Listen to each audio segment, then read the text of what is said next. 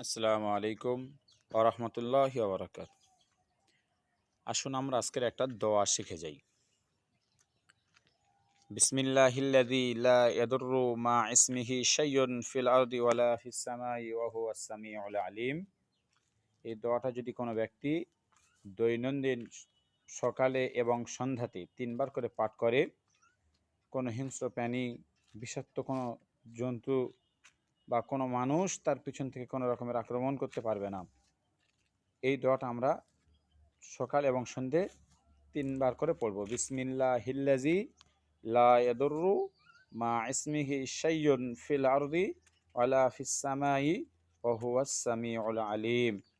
এই দোয়াটা আপনি নিজে পড়ুন এবং আপনার বন্ধু-বান্ধবীদেরকে শেয়ার করুন, যাতে করে আপনার মাধ্যমে আরও ২ টো ভাই এই দোয়াটা শিখতে পারে।